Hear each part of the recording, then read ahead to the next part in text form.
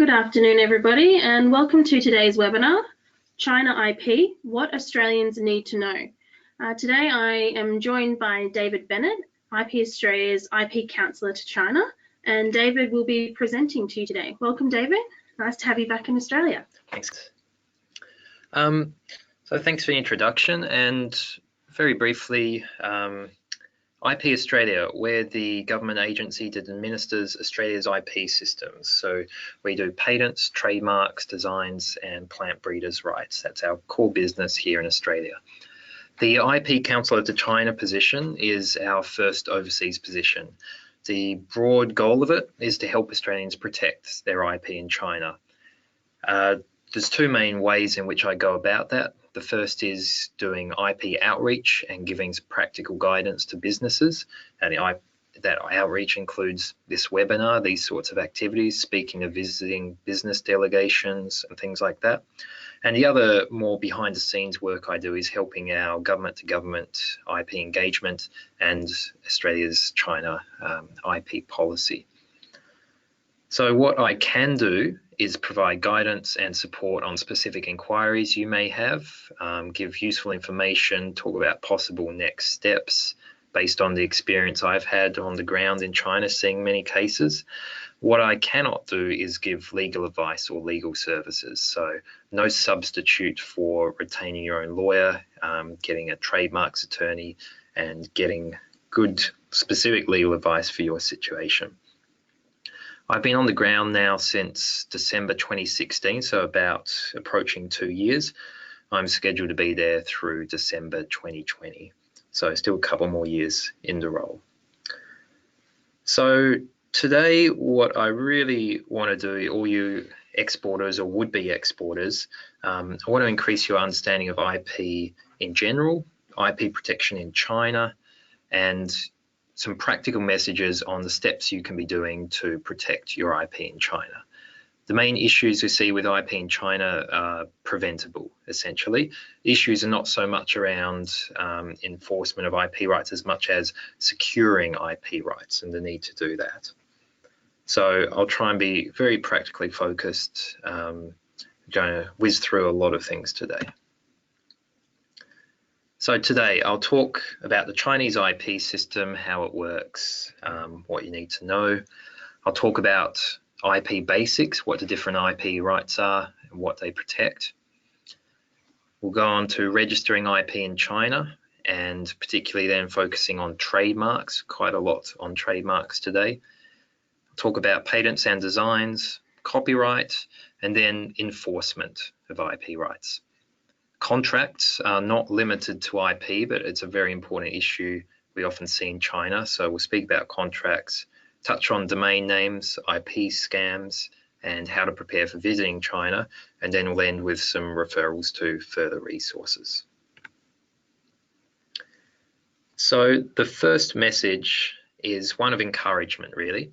The Chinese IP system is better than most Australians think it is. It's not perfect, but if you engage with it, you're going to have reasonably good chance of enforcing your IP rights. Support for this, some stats and things to think about. If you actually analyze the data on civil IP cases in China, foreign companies have very similar win rates to domestic companies in IP cases. So forget, the stories you've heard or individual cases. The data doesn't hold up with basically any idea you can't get a fair go in China as a foreign company in court is not supported by the data. So China is actually ranked by the World Bank as the 5th best place to enforce a contract. That's based on the time, on the cost, and the quality of the decisions. That requires having an enforceable contract, which we'll talk more about. China has specialised IP courts and IP tribunals. They're well equipped to hear complex IP cases. And if IP is infringed, there are multiple enforcement options available to you that we'll go into more later. So the message is encouraging if you use the system right. So that means registering IP in China, using contracts designed for China, monitoring and enforcing IP rights. What is IP? IP is essentially everything a business has worth anything that's not a physical or a financial asset. IP is protected by the following IP rights listed here. Patents are used to protect inventions. That means both products and processes. Designs, sometimes called design patents, which is the case in China, registered designs in Australia. These are used to protect the visual appearance of a product.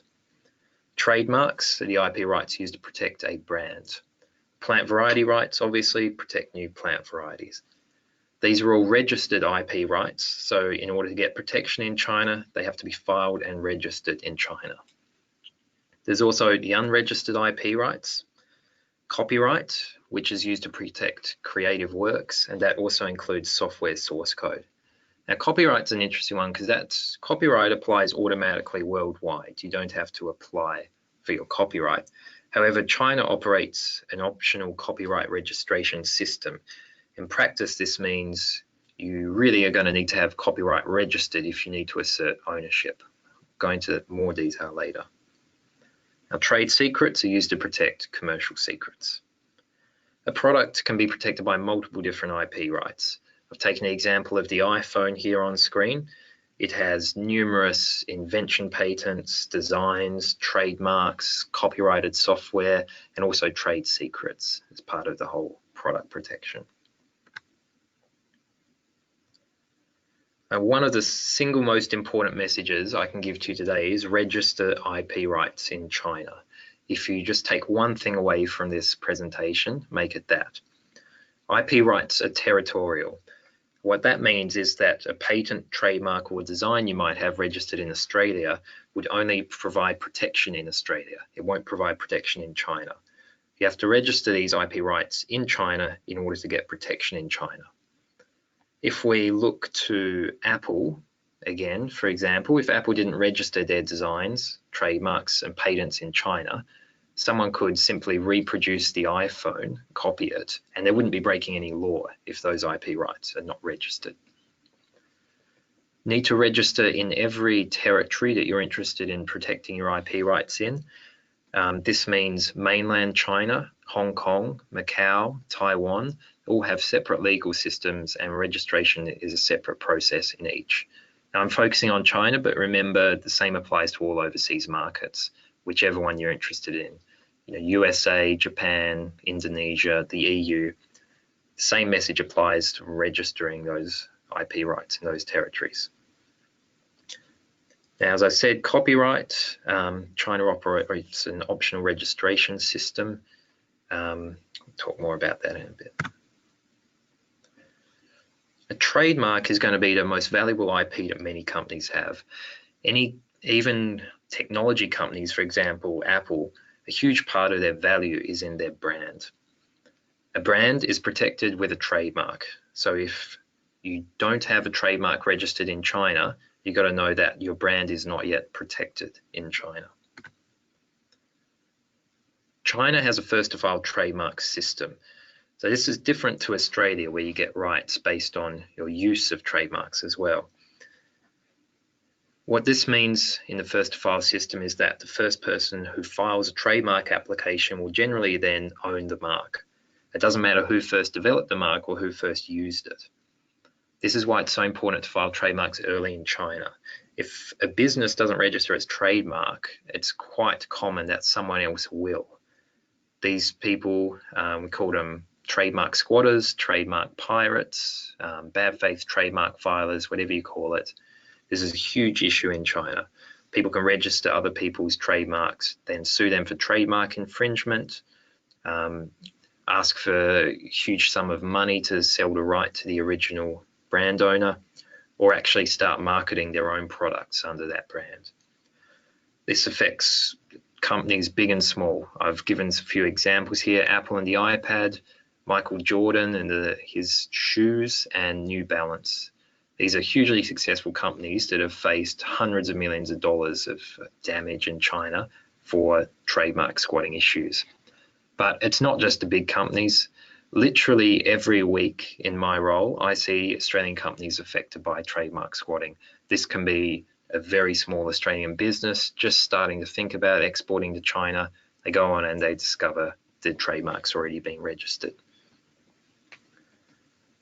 You may think you're not selling your product in China yet, but be aware that Daigou sellers, often based in Australia and selling online on social media in China, that will ship products from Australia to China. Daigou selling is a huge business. Your product may actually be available in China before you even know it. So be aware of that. You may be forced into the market before you're actually planning to. So as to practical steps you should now take registering trademarks in China. First up, trademarks have to be distinctive. What this means is that they can't be purely descriptive. For example, if you're selling oranges, Aussie oranges is a descriptive trademark, not distinctive, not trademarkable. Trademarks also have to not conflict with existing trademark registrations. So you have to check what's on the trademarks register already in China. Talk more about that in a bit. A lot of businesses want to file their own trademarks in China as cost-saving exercise, but we almost always see a bad outcome from that. It's really important to get professional advice, consult an Australian trademarks attorney, and one who has expertise with the Chinese system and experience filing in China. Cost is always a prime consideration. It's hard to generalize about cost. That would differ depending on the service provider you go with. As a ballpark figure for the legal fees and the official fees, you're probably looking at around $1,000 per trademark per class, but that can vary. It's just an indicative figure. Now, an important point is that you should be managing your own trademark registrations in China.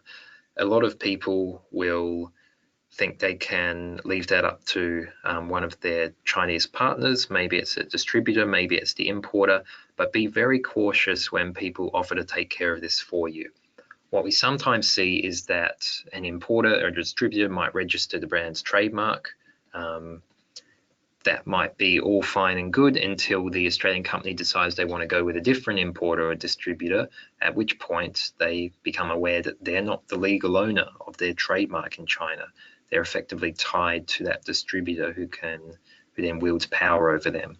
So make sure you manage the applications and that the applications are made in your own name. If you have a logo trademark, you might want to also consider registering copyright for that logo for some extra protection against trademark squatters.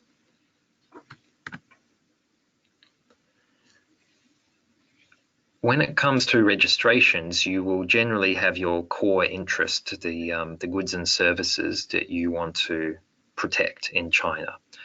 But it's also worth thinking about, at least considering, filing defensively with regards to other goods or services, essentially anything that you don't want other people using your brand in. I've given an example with wine here. If you're selling wine, you definitely want to register in Class 33 goods such as wine, alcoholic beverages other than beer. That would be your main class. You might also want to consider registration in Class 32 beers, non-alcoholic beverages, and possibly even bar and restaurant services in Class 43.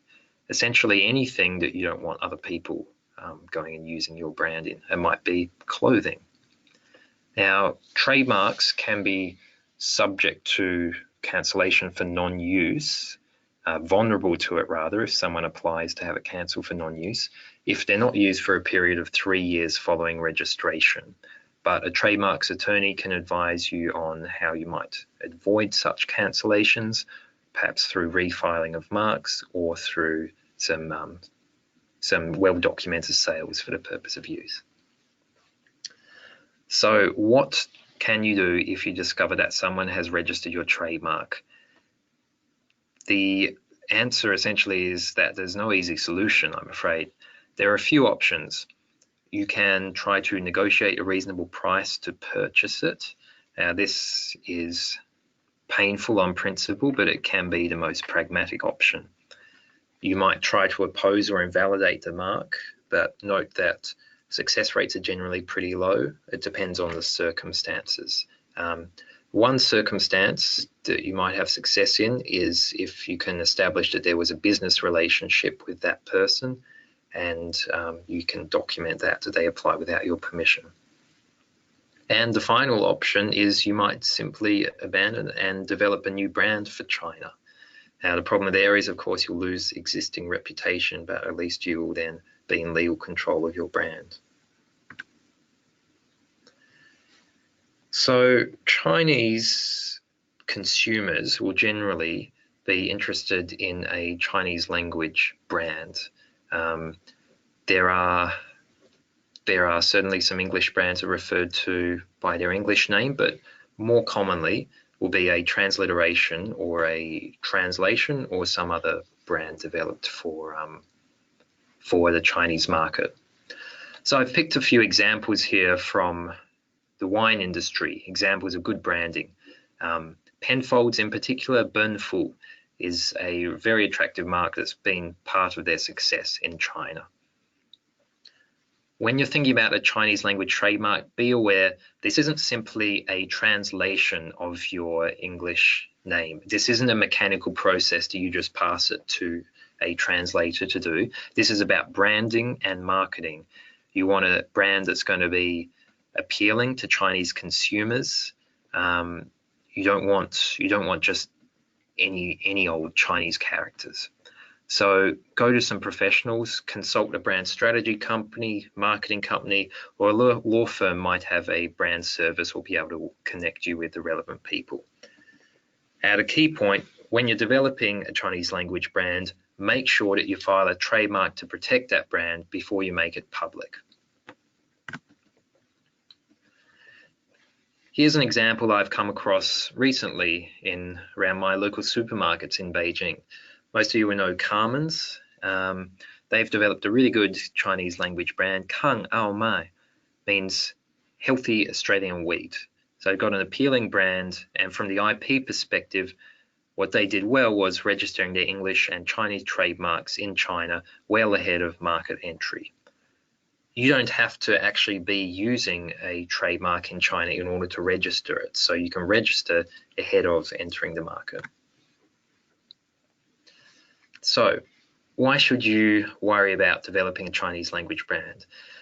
The main risk from an IP perspective is that if you don't develop and control your own brand, then the brand will sort of organically be picked for you and will then slip out of your control.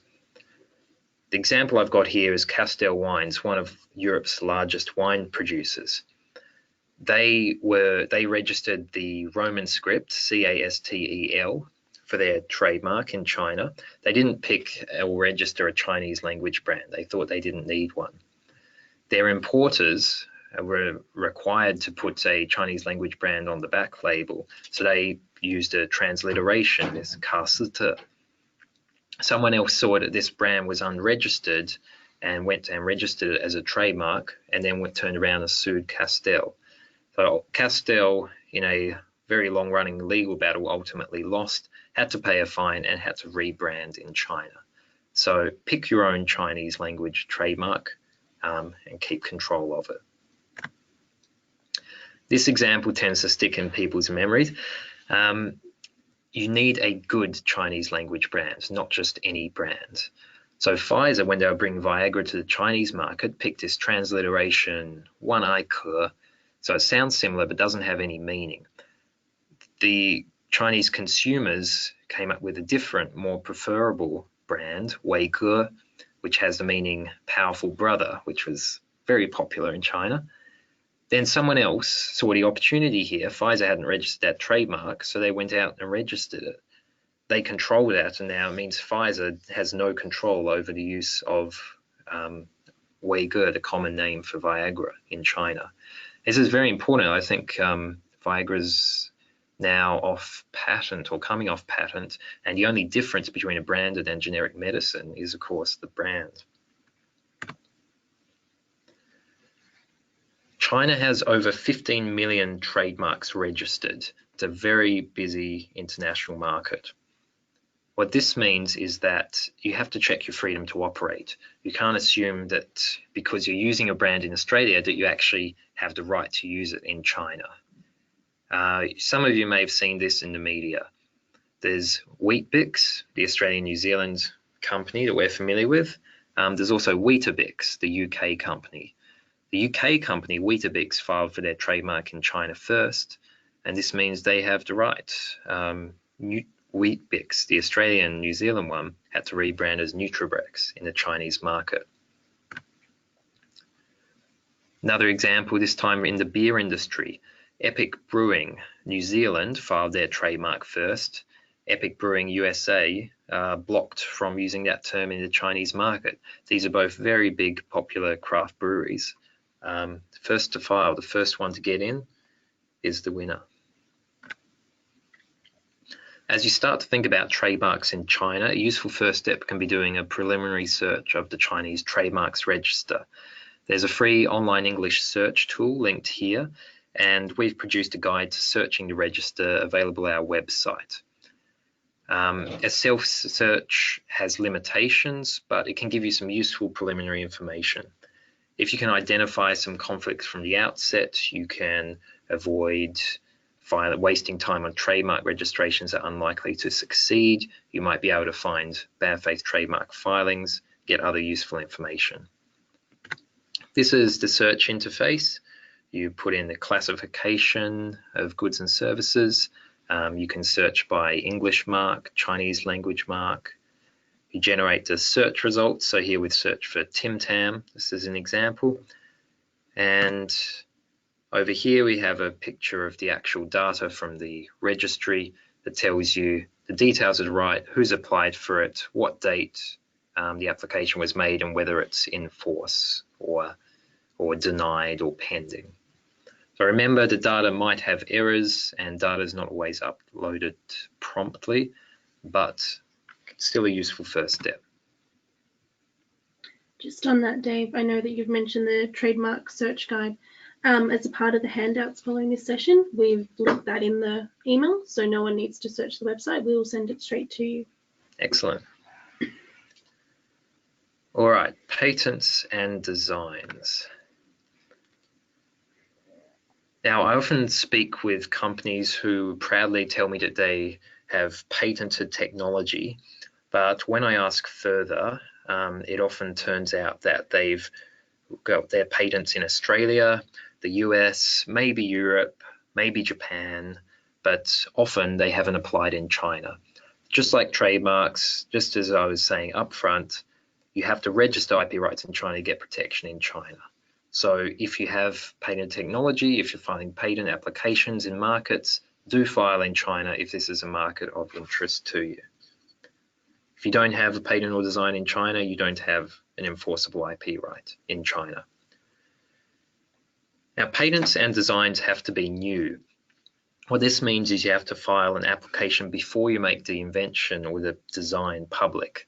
And unfortunately, I've seen too many sad cases where people make an invention or design public before they file their application, then ultimately they can't get that IP right granted. When we talk about patents, we're usually talking about invention patents. However, utility models and design patents are also very useful in China. These are 10-year rights rather than 20 years, but these rights are granted without undergoing substantive examination by the IP office. What this means is that the whole filing process is cheaper, quicker, and the rights are easier to get. But you can enforce these IP rights just the same as you can an invention patent. There are also China-specific filing strategies, such as filing an invention patent and a utility model at the same time. You can enjoy the earlier, possibly broader protection of the utility model, and then when the invention patent gets granted, which may take 3 or 4 years, you can enjoy the longer term of protection under that and surrender the utility model. These are definitely underutilized by foreign applicants. Chinese applicants file huge numbers of them because they understand their value, essentially. Just like trademarks, you got to check your freedom to operate. There are millions of patents, utility models, and designs on the register in China. So you've got to check whether you have freedom to operate, that you don't infringe any of those. A note on software and business method patents. In China, software and business method patents are now generally more likely to be considered patentable subject matter than in some other jurisdictions like Australia or the United States. This is set out as pretty clearly in the Chinese patent examination guidelines reissued last year. This is important because these patents can actually be very valuable, and I've put my two favorite examples here, which are Google PageRank algorithm, the key to Google's global empire, and the Amazon one-click purchase patent. And they also have licensed this to the Apple iStore for, I'm sure, a huge amount of money. These are literally worth billions of dollars. We're also seeing in China more fintech and blockchain patent filings, just increasing hugely year on year. So if you have what you think might be a patentable software or business method invention, make sure you talk to a patent attorney and at least consider filing for protection. So back to copyright. As I said, it applies worldwide automatically, but China has an optional registration system. In practice, you're going to need to show a copyright registration in China before you can enforce. Key copyright you might want to think about registering are logos for any logo brands, but also things like product images, brochures, source code for software, and other product designs. Now, copyright has two main uses from an IP protection point of view. Firstly, it will help protect against bad faith trademark filings if you register for your logo marks.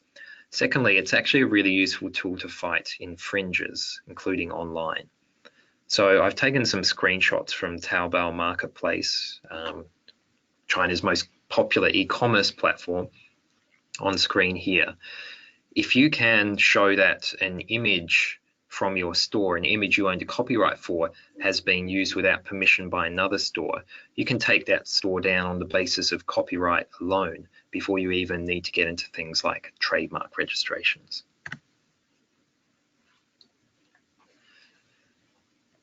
So any brand serious about IP protection should be looking at monitoring the e-commerce platforms. This means primarily in China, Alibaba, JD, but also other emerging platforms like Pinduoduo, which had its IPO earlier this year. Remember that Chinese goods also make it onto other platforms, for example, Amazon and eBay, and you should also check on those. All these platforms have established IP complaint systems by which IP owners, such as yourselves, can file evidence of an IP right, usually trademark, sometimes copyright, it might be a design or a patent. You then, once your IP right has been recognized, you can file takedown requests on infringing listings. This can, if you encounter a lot of infringement, you have a popular product that's being targeted, doing this yourself, manually scanning for infringements, can become burdensome, but there are specialist online enforcement services that this is their bread and butter. So for a monthly fee, they will take care of these processes for you. You can engage them directly or through your IP attorney or lawyer. So IP rights are private rights. What this means is that IP owners are responsible for enforcing their own IP rights, not us here in the government. That's not something we can do for you. If you're having a counterfeit problem, you need to do more than just online enforcement, but you should gather evidence, should investigate and gather evidence of infringements that you can then take action with offline. Now, the IP enforcement in China is actually quite effective. You have many different layers here. There's administrative enforcement by local government. There's civil enforcement, essentially cases in the courts. There's criminal enforcement by the police. They can arrest suspects where the criminal damage thresholds are exceeded. There's also customs seizure of IP infringing goods both entering and leaving China. I'll talk about more on the next slide. Just like the online specialist enforcement firms, there's also specialist investigators and investigation firms for offline investigations. You can go to these through law firms or directly. These guys are often ex-police, ex-detectives who are able to gather that information. The strict evidence requirements for these cases, so be sure your Australian legal counsel is working with good Chinese counsel for that local guidance. Customs enforcement is a very powerful option for brand owners that I just want to highlight. Right now, in the most recent data, probably 70 to 80% of IP infringing goods worldwide originate in China. So most of them are leaving China's borders and going around the world. Now, you can view this actually as a positive. If you can control goods from leaving China's borders, IP infringing goods, you can stop IP infringing goods turning up in the Middle East and Africa and the US and Europe potentially. Chinese customs, in terms of IP seizures, 99% of them are trademark infringing goods and 99% of them are being exported from China. What you have to do in order to enable Chinese customs to make seizures of IP infringing goods is record IP with Chinese customs. This is separate from having registered IP in China. Once you've got your registered IP, you need to go through a recordal process with Chinese customs. If there's a seizure, you'll need to post a bond and be able to verify whether the goods are in fact infringing, counterfeit or not within 3 days. So you need to be quick on the ground. I wanted to give a quick example of enforcement happening in China. I've selected this example because this got some media coverage. This is all in the public domain. Last year, Penfolds discovered that there were suspected counterfeit product being sold on Alibaba's Taobao marketplace. Penfolds worked with their local legal counsel in China, and they worked with Alibaba's brand protection team as well to investigate the counterfeit network, gather evidence, and then build a case which they could take to the police. The police then took action and ultimately seized 14,000 bottles of fake Penfolds. It was a great success. But the key point I want to make here is that this is the Chinese enforcement system in action. This didn't require any special connections. It didn't require, Guangxi government to government, anything like that.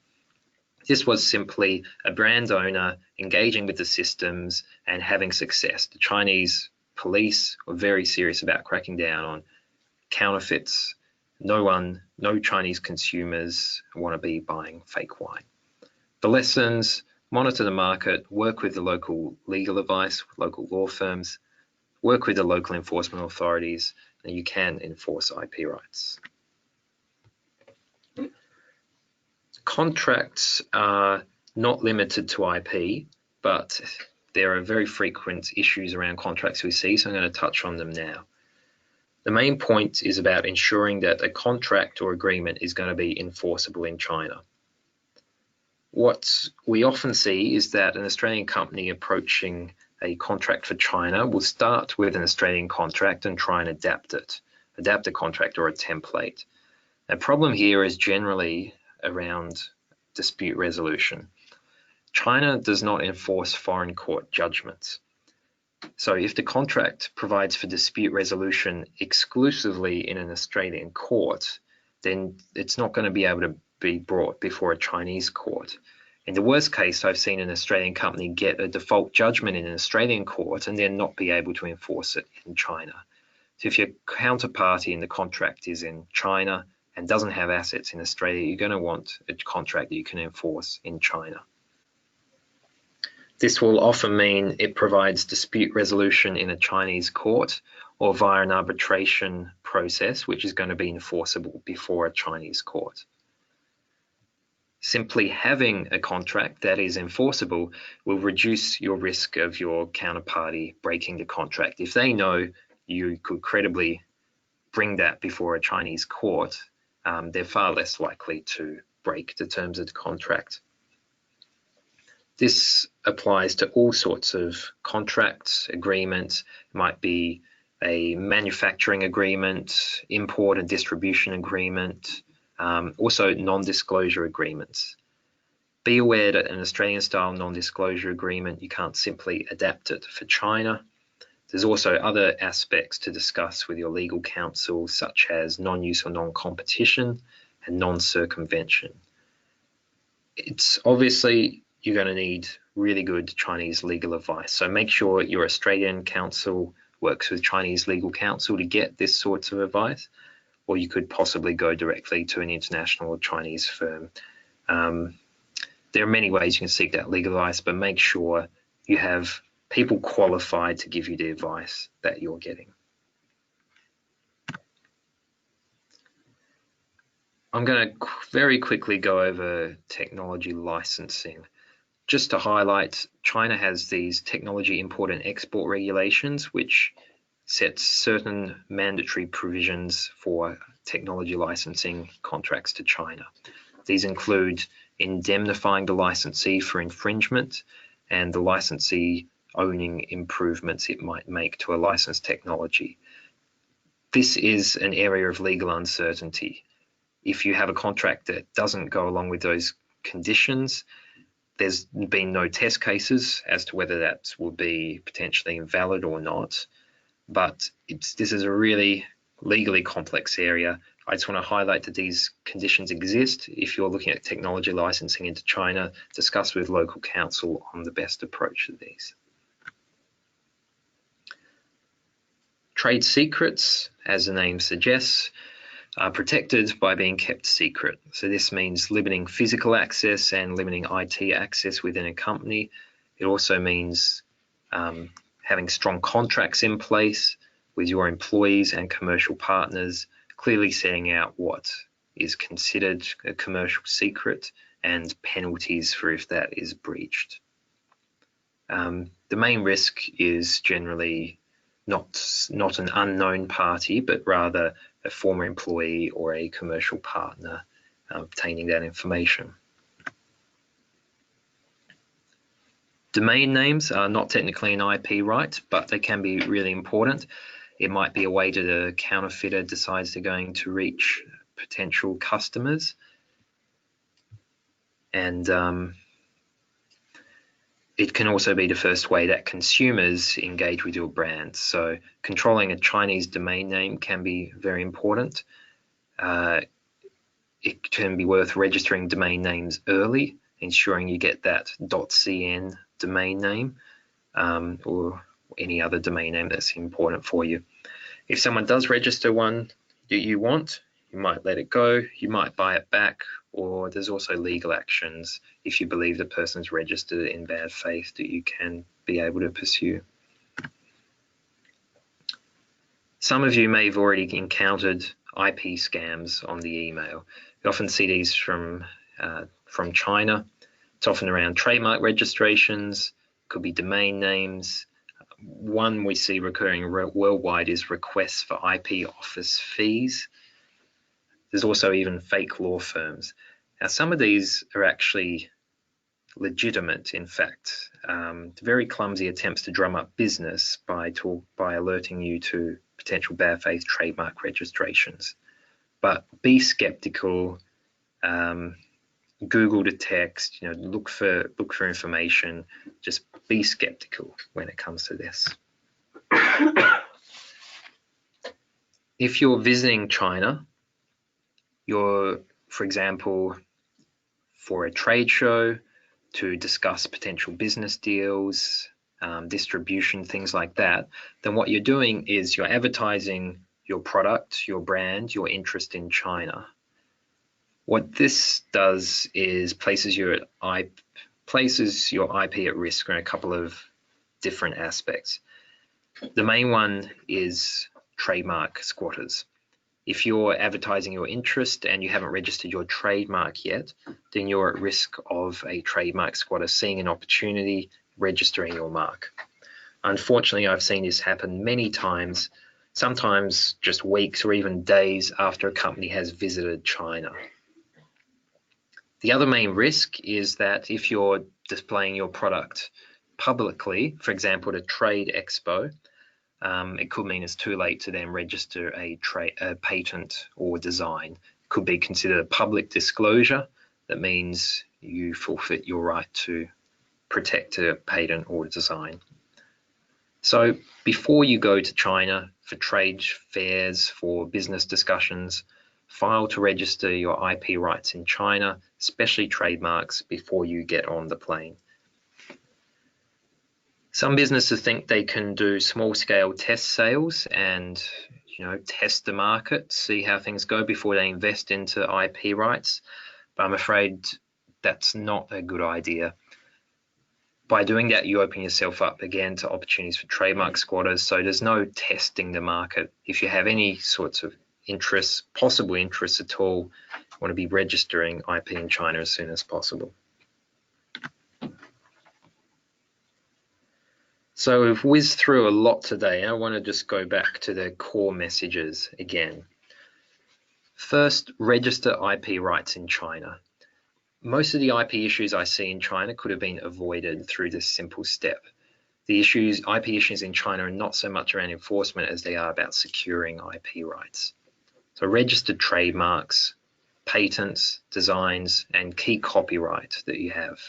Also consider developing and trademarking a strong Chinese brand that is going to appeal to Chinese consumers. Make sure your contracts and agreements have been designed to be enforceable in China, reviewed by an experienced China lawyer at minimum, or drafted from the outset by them. Actively monitor and enforce your IP rights. So IP can act as both a sword and a shield. By registering it, you have the shield, you're protecting yourself from someone else registering your IP. If you're having an issue with infringement, you then want it to act as a sword. So monitor and use the enforcement options available to you. Finally, the key message underpinning all of this is to seek expert legal advice from lawyers, IP attorneys who have done this sort of work before and know what they're doing.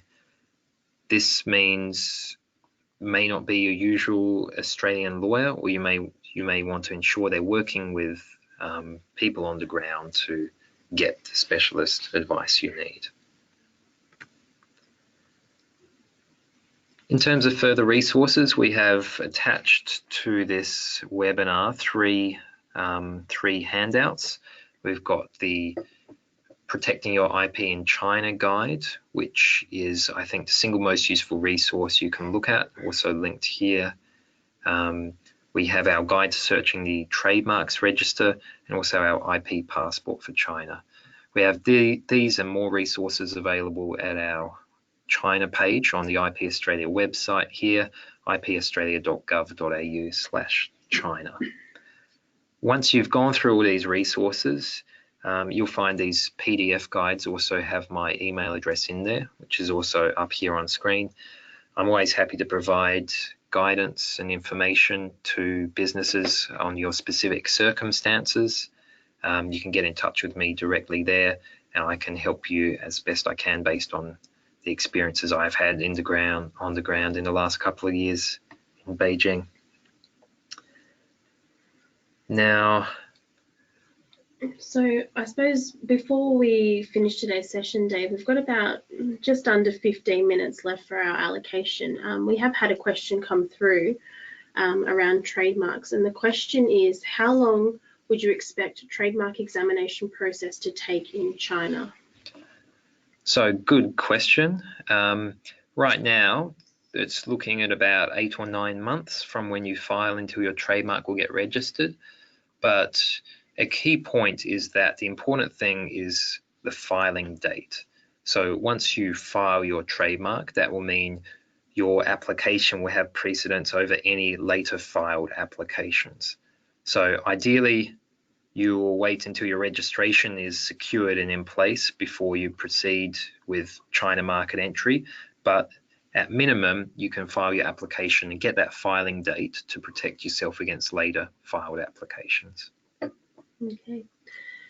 Just before we open the session for questions more broadly, we're just going to launch a poll, and this is a part of us making sure that the information we present to our small and medium enterprises and our IP professionals that we connect with obviously hits the mark. So while that's up and people can obviously let us know how satisfied they were with today's presentation, that'd be wonderful.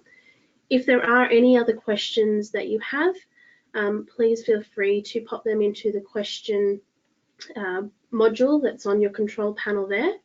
We've obviously got about just over 10 minutes left, so it'd be wonderful if we did have any other questions while Dave's available and got the time. He's free to answer them. So I've got a few coming through. Okay, sorry. Okay, so Dave, we've got a question from one of our attendees. So someone had told them recently about a raffle-like draw in China to determine IP issues. Have you heard of anything like this? Two different owners pick numbers until all are gone and the party with the highest number wins. That's an unusual one. I've never heard that before. I've not heard of that either. That sounds like a bit of an urban legend. If you have anything to cite, please email it through to me. But no, I've not heard of that. Thank you. And our next question, how to access a copy of today's presentation. So following today's session, all participants will receive an email with the slides as well as a recording. If that doesn't assist you, please return an email to that email address and we will do our best to help you. David, is there a passing off or misleading / deceptive conduct in China that's, I suppose, outside the IP rights activity? So similar to what our ACCC would administer. Yeah, sure. So China has the anti-unfair competition law, which was reviewed last year and amended, came into force at the beginning of this year. So yeah, actions that will deceive consumers, will violate the law. It has a similar function to our consumer law here in Australia and the tort of passing off. So yes, if you have IP rights secured, for example, a trademark right, you can take action under the trademarks law, but you may also simultaneously be able to take action under the anti-unfair competition law. Okay, thank you. One question that we have here is that border control in China seems to be more effective with trademark related matters. How best, or what's the advice to use customs and border protection for patents and design registrations? Is it a similar process? Yeah, excellent question. So trademarks are relatively easy because you can look at it and determine whether it's infringing. Patents and designs are more complicated. What Chinese customs are very open to is brand owners working with them, going and helping train them in how to identify IP infringing goods. This is done at the local level rather than the central level, so at key ports. So depending on what it is, if it's a patented goods, for example, Guangdong is China's manufacturing base still, Pearl River Delta, you might want to consider going over to key customs offices there, working with Chinese legal counsel who are experienced in training customs officials, but actually demonstrating to them, showing them how to identify the IP infringing goods. Online platforms such as Alibaba will take action on the basis of patents or designs as well, but it is going to be more work. It's a more complicated case to make out.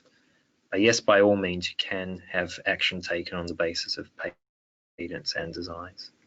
Okay, I just want to know, we have quite a number of questions, so I will do my best to get through most of them.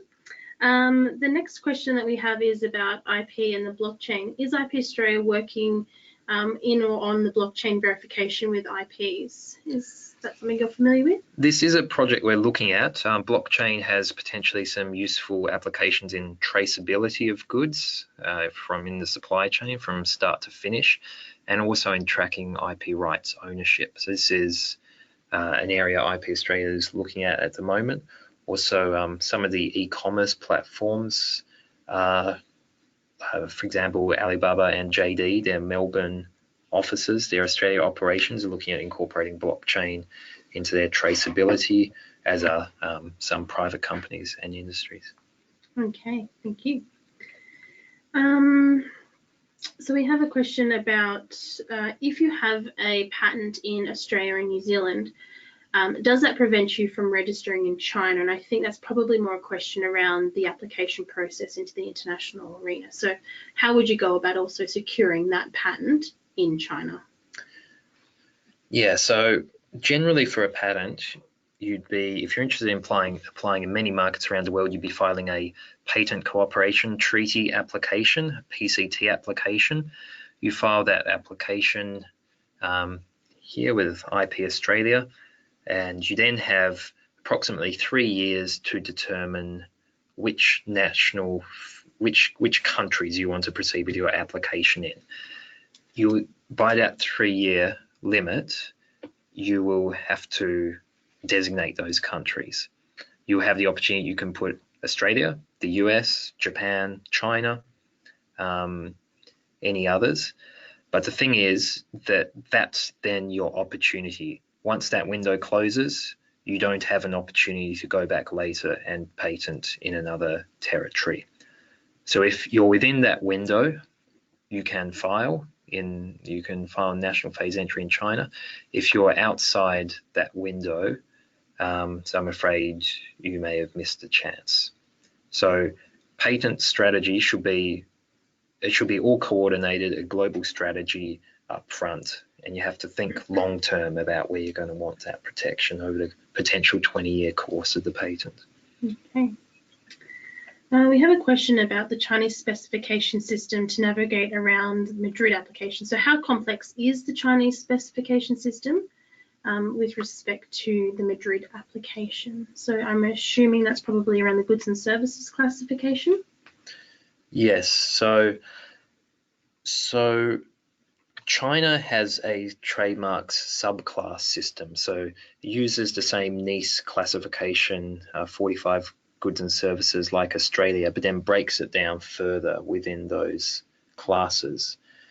This means that you have to ensure that the application is crafted such that you're going to get broad enough coverage in goods and services. So for example, clothing class 25 in China is broken down into, I think, 12 or 15 subclasses. For example, hats are one subclass, socks are another subclass, neckties are another subclass. If your Madrid application just says clothing, a Chinese trademark examiner is going to assign what subclasses it's relevant for, and you may miss out on some of those subclasses. I don't try to give people information to try and craft a Madrid application to cover all the subclasses, because it's really specialist stuff.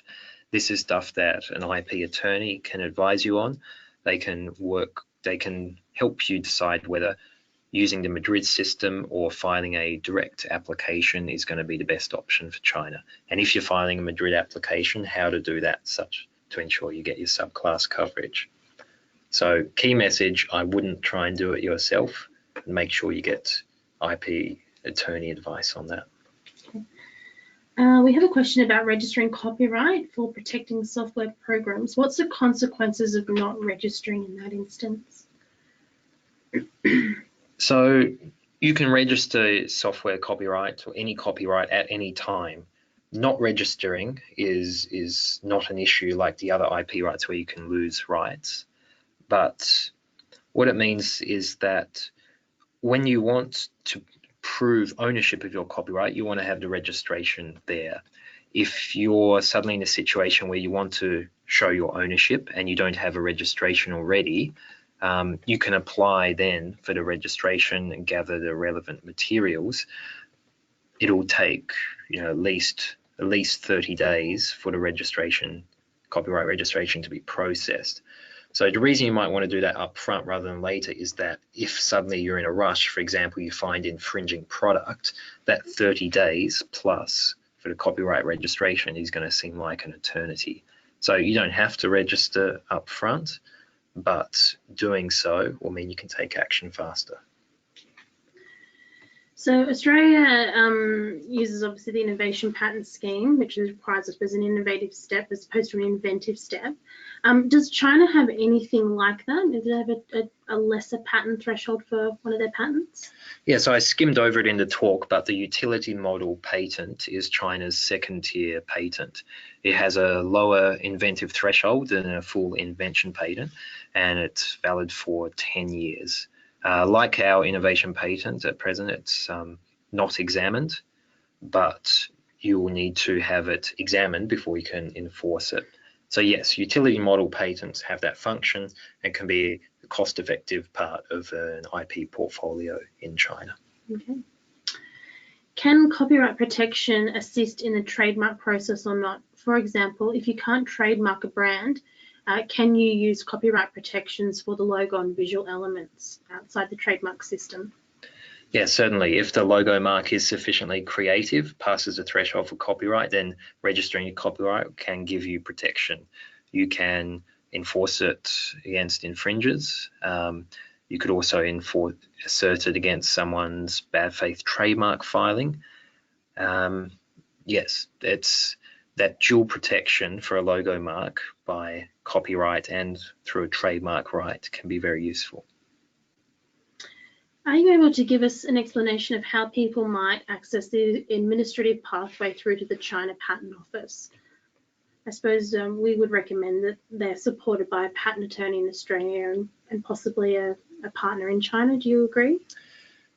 Yes, I'm not quite sure what's meant by the administrative pathway, but in terms of prosecuting a patent application before the Chinese Patent Office, an Australian patent attorney can work with their Chinese associates on prosecuting the application, addressing any deficiencies the examiner identifies and things like that. Yeah, an Australian patent attorney can manage global all the applications you're proceeding with in various markets. Okay.